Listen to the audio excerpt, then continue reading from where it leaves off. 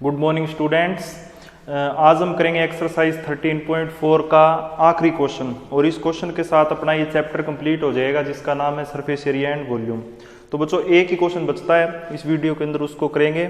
ये भी क्वेश्चन पिछले क्वेश्चन की तरह थोड़ा सा लेंथी है और थोड़ा सा मुश्किल है। मुश्किल क्यों है? क्योंकि इसके अंदर थोड़ी सी ट्रिग्नोमेट्री आ जाती है और ट्रिग्नोमेट्री में आपको पूरी तरह से करा चुका हूँ दोनों चैप्टर, ट्रिग्नोमेट्री के इंट्रोडक्शन और एप्लीकेशन ऑफ ट्रिग्नोमेट्री। तो दिक्कत नहीं आनी चाहिए आपको, थोड़ा सा ध्यान से समझ के करोगे तो आसानी है क्वेश्चन। तो बच्चों पहले स्टेटमेंट पढ़ो इसकी। ए मेटालिक राइट सर्कुलर कोन जिसकी हाइट दे रखी है 20। ये मेटालिक, ये पूरा है ना कोन है बच्चों, जिसकी हाइट कितनी है 20 है। ये 10 मैंने दो हिस्सों में डिवाइड कर दिया इसको। हुज वर्टिकल एंगल, ये है ना, इस एंगल को कहते हैं बच्चों वर्टिकल एंगल। ये कौन है ना, इन दोनों साइडों को जो एंगल जोड़ता है उसको वर्टिकल एंगल कहते हैं। And cut into two parts at the middle of its side by a plane parallel to its base. इस कंप्लीट कोन को एक काटा गया है बिल्कुल मिडिल में से। If the frustum so obtain, ये जो फ्रस्टम ऑब्टेन हुआ है ना, बी ड्रॉन इनटू वायर, इस फ्रस्टम को, ये वाला जो फ्रस्टम ऑफ कोन कौन सा है, ये सारा तो कौन है, ये वाला क्या है frustum of cone, frustum of कोन। इसको इसके अंदर कन्वर्ट किया गया सिलेंड्रिकल वायर में, और जो सिलेंड्रिकल वायर है इसका डायमीटर दिया है बच्चों 1/16 सेंटीमीटर। ठीक है, अपने को इसकी लेंथ बतानी है, वायर की लेंथ फाइंड आउट करनी है। देखो मैंने क्या बताया था, जब एक सॉलिड में से दूसरे सॉलिड को कन्वर्ट करते हैं, मेल्ट और रिकास्ट करते हैं, तो वॉल्यूम के फॉर्मूले का इस्तेमाल करते हैं। मतलब इसका वॉल्यूम और इसका वॉल्यूम क्या करेंगे, इक्वल पुट करेंगे, यही करते हैं ना। अब इसकी डायमीटर दे रखी है, लेंथ निकालनी है, फॉर्मूला लगा देंगे वॉल्यूम का। यहाँ पर भी वॉल्यूम का फॉर्मूला लगाएंगे। तो करते हैं वही काम। देखो क्या करेंगे, वो इक्वल पुट करेंगे आप volume of wire equal to volume of frustum of cone. इनको पुट करेंगे कि नहीं करेंगे। अब वॉल्यूम, वायर किस शेप में है, सिलेंड्रिकल वायर है। वायर किस शेप में होता है, सिलेंडर में। तो सिलेंडर का वॉल्यूम का फॉर्मूला πr²h, और फ्रस्टम ऑफ कोन का क्या होता है 1/3 पाई h। बड़ा ले लेते हैं यहाँ पर, ठीक है।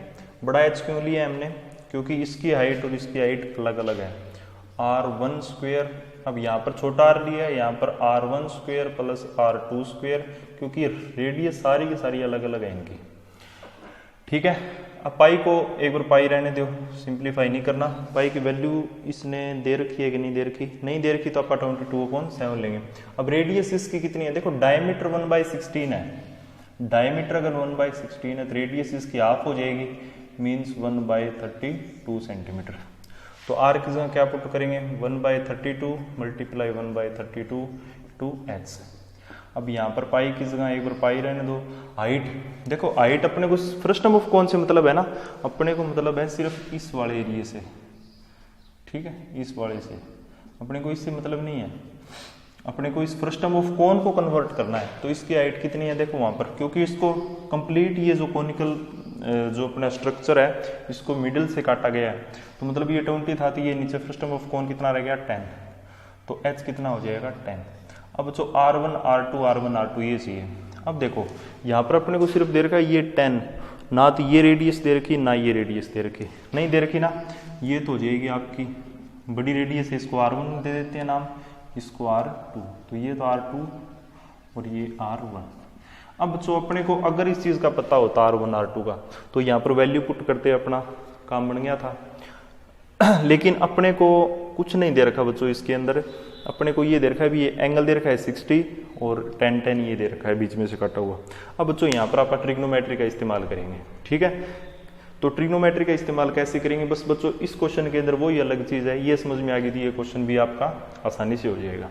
देखो बच्चों हमने क्या किया, एक परपेंडिकुलर ड्रा किया है बिल्कुल कोन के बीचों बीच। क्या किया है, परपेंडिकुलर ड्रॉ इस कोन के बीचों बीच। परपेंडिकुलर ड्रॉ का मतलब ये 90 डिग्री का एंगल, ये 90 डिग्री का एंगल, ठीक है। और बच्चों एक चीज ध्यान रखना, क्योंकि कोन की दोनों साइडें क्या होती है, इक्वल होती है, तो ये ट्रायंगल कौन सी बन गई, आइसोस्केल। आइसोस्केल ट्रायंगल के अंदर परपेंडिकुलर जो होता है ना, वो जो परपेंडिकुलर होता है आइसोस्केल ट्रायंगल के अंदर, ये जो एंगल बनते हैं ना, इनको दो इक्वल एंगल्स में कन्वर्ट करता है, डिवाइड करता है। मतलब क्या हुआ, ये एंगल 30 डिग्री का है तो ये एंगल भी कितने डिग्री का होगा, 30 डिग्री का। ये बच्चों प्रॉपर्टी होती है, समझ में आई बात। तो हमने क्या किया है, एक परपेंडिकुलर ड्रॉ किया है, ये एंगल कितना हो गया, 30 डिग्री। समझ में आई बात। अब देखो क्या करना है अपने को, देखो अपन नेम दे देते हैं बच्चों ट्रायंगल को ए बी सी, ये वाला पॉइंट बी, ये वाला पॉइंट सी, ये वाला पॉइंट ए। आप ट्रायंगल लो, ट्रायंगल ए बी सी ले ली। अब एक एंगल, तो ये एंगल भूल जाओ एक बार आप, ठीक है, क्योंकि सारा 60 था तो ये इतना इतना क्या हो गया 30। बच्चों ये 30 ये 90, मतलब ये वाली जो लाइन है ए बी क्या हो जाएगी, बेस। 90 डिग्री के सामने वाली क्या होगी, हाइपोटेन्यूज। ये क्या होगी, परपेंडिकुलर। बीसी क्या हो जाएगी, परपेंडिकुलर। होगी कि नहीं होगी।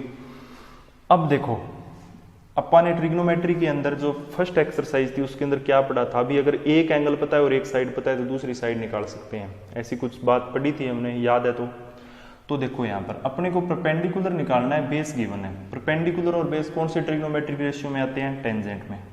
तो टेंजेंट 30 किसके इक्वल हो जाएगा, परपेंडिकुलर अपॉन बेस के। टेंजेंट 30 की वैल्यू 1/√3, परपेंडिकुलर की वैल्यू अपने को नहीं पता, निकालनी है। बेस कितना है बच्चों, बेस ये चीज है बेस, और बेस कितना दे रखा है यहाँ पर देखो 10। तो बच्चों यहाँ से p√3 कितना आ जाएगा 10, तो p कितना आ जाएगा 10/√3। और बच्चों p क्या है, p ये है ना, यही तो p है और यही क्या है r2। तो आप यहाँ से क्या नेम दे सकते हैं, r2 कितना आ गया 10/√3। समझ में आई कि नहीं आई बात। अब क्या करना है, अब अपने को ये पूरी ट्रायंगल लेनी है। कौन सी ट्रायंगल, अब ये पूरी बड़ी ट्रायंगल हो, इसको ABC नाम दिया, अब इसको ABCDE। अब ट्रायंगल ले लेते हैं इन ट्रायंगल ADE। बड़ी ट्रायंगल ले ली। अब बड़ी ट्रायंगल के अंदर ये एंगल तो 90 डिग्री, ये 30 है ही, मतलब अब इस ट्रायंगल के अंदर AD तो हो जाएगा आपका बेस। क्यों हो जाएगा, क्योंकि इन दोनों एंगल्स बन रहे हैं एंगल, एक 30 और एक 90। ये 90 डिग्री के सामने वाला एंगल साइड क्या हो जाएगी, हाइपोटेन्यूज। बड़े ट्रायंगल की बात कर रहा हूँ AD की। और अपनी परपेंडिकुलर कितनी हो जाएगी बच्चों, परपेंडिकुलर हो जाएगी R1 के इक्वल, और R1 कितना है DE के, ठीक है। तो वही बच्चों ट्रिग्नोमेट्रिक आइडेंटिटी, ट्रिग्नोमेट्रिक रेशियो लगाएंगे। अपने को गिवन है बेस कितना गिवन है, अब 10 + 10 20, परपेंडिकुलर निकालना है। तो टेंजेंट 30 किसके इक्वल हो जाएगा। अब देखो बेस कितना हो गया 20 हो गया ना, तो p की जगह, तो p बेस की जगह आप कर देंगे 20। टेंजेंट 30 की वैल्यू 1/√3 p/20, तो p√3 कितना आ गया 20 के इक्वल, p आ जाएगा 20/√3। और p किसके इक्वल है बच्चों, R1 के। तो R1 कितना मिल गया अपने को 20/√3। तो R1 की जगह क्या पुट करेंगे, R1 देखो कितना है 20 + √3 सारे का होल स्क्वायर, प्लस 10/√3 का होल स्क्वायर, प्लस 20/√3 और 10/√3, और सारा ब्रैकेट बंद, ठीक है। अब बच्चों एक बार इसको है ना एज इट इज रहने दो, 1/32 मल्टीप्लाई h, इसको ये एक बार एज इट इज रख देते हैं यहाँ पर, थोड़ा इसको सिंप्लीफाई करने की कोशिश करते हैं, π10। अब ब्रैकेट के अंदर देखो 20/√3 का स्क्वायर क्या होगा, 20/√3 का स्क्वायर, 20 का 400, √3 का स्क्वायर करेंगे, √3 का स्क्वायर क्या हो जाएगा, स्क्वायर से स्क्वायर रूट कैंसिल मीन्स 3, तो ये हो जाएगा 400/3, ये हो जाएगा 100/3, ये हो जाएगा 200/, अब देखो √3 × √3 का स्क्वायर, स्क्वायर से स्क्वायर रूट कैंसिल, ये भी 3। अब इसको आप और एक बार ऐसे ही पढ़ा रहने दो, ठीक है। आगे देखो 1/3 π × 10, अब LCM 3, ये कितना हो जाएगा 5 और 700, ठीक है। ये हमने क्या कर लिया, इतना सिंप्लीफाई कर लिया। अब देखो पाई इन सारों के साथ मल्टीप्लाई में, पाई इन सारों के साथ मल्टीप्लाई में, तो ये हो जाएगा कैंसिल। h कितना आ जाएगा, h आ जाएगा बच्चों 1/3 मल्टीप्लाई 10 मल्टीप्लाई 700 डिवाइड बाई 3, ये तो हो गया इस साइड वाला। और h के ये दोनों डिवाइड में है ना, तो ऊपर जाके क्या हो जाएंगे मल्टीप्लाई में, मीन्स 32 मल्टीप्लाई 32। समझ में आई कि नहीं आई बात? देखो यहाँ पर h के डिवाइड में है तो दूसरी तरफ जाके क्या हो जाएंगे मल्टीप्लाई में। इधर क्या बचे थे 1/3, पाई से पाई कैंसिल, 10 700/3। ठीक है, तो ये बच्चों आपको क्या करना है, अब इसको सिंप्लीफाई करना है। तो सिंप्लीफाई करोगे ना तो आपका रिजल्ट किस चीज़ के अंदर आ जाएगा, सेंटीमीटर। क्योंकि देखो सारे डायमेंशन किस चीज़ के अंदर है, सेंटीमीटर सेंटीमीटर सेंटीमीटर। आपको बस अब इसको क्या करना है, सिंप्लीफाई करना है। 32 को मल्टीप्लाई कर लेना, फिर इनके साथ मल्टीप्लाई कर लेना और 9 से डिवाइड कर देना, अपना आंसर आ जाएगा। तो बच्चों ये तो थी नॉर्मल सी बात जो अब तक करते आए हैं। इसमें बस ट्रिग्नोमेट्री वाला पोर्शन था, उसको ध्यान से देख लेना। अगर वीडियो एक बार में समझ में ना आए तो 2 बार देखना, 3 बार देख लेना। ठीक है, तो ये कंसेप्ट अगर क्लियर है तो ये क्वेश्चन भी आपका आसानी से हो जाएगा। ठीक है, तो बच्चों इस प्रकार से अपनी exercise 13.4 complete, chapter surface area and volume complete.